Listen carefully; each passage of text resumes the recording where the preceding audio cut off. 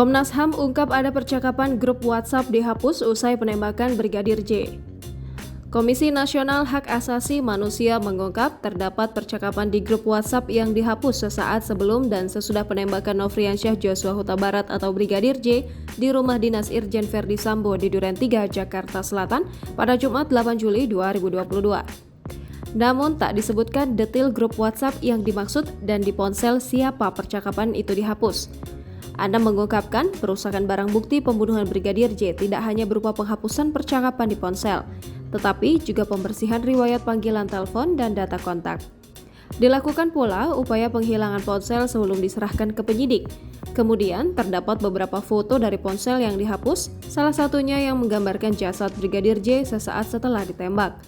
Anam mengatakan foto itu berhasil ditemukan Komnas HAM dari recycle bin atau tempat sampah ponsel. Namun, lagi-lagi tak disebutkan dari ponsel siapa foto itu diperoleh. Dalam foto itu, tampak tubuh Brigadir J tertelungkup di lantai di samping tangga lantai 1 rumah Sambo. Menurut Anam, foto itu diambil sekitar 1 jam setelah penembakan.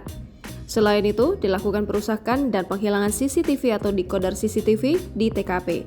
Lalu, pemotongan atau penghilangan video CCTV yang menggambarkan serangkaian peristiwa secara utuh sebelum, saat, dan setelah penembakan. Adapun pihak kepolisian sebelumnya telah menyatakan bahwa tak ada insiden baku tembak antara Richard Eliezer atau Baradae dengan Brigadir J di rumah Verdi Sambo sebagaimana narasi yang beredar di awal. Peristiwa sebenarnya, Sambo memerintahkan Eliezer untuk menembak Joshua di rumah dinasnya di Duren 3, Jakarta Selatan pada Jumat 8 Juli 2022.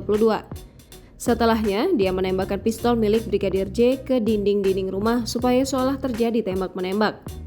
Ketua Komnas HAM Ahmad Taufan Damanik meyakini Irjen Verdi Sambo yang menjadi tersangka pembunuhan berencana Brigadir J mendapatkan hukuman berat apabila ada bukti yang kuat.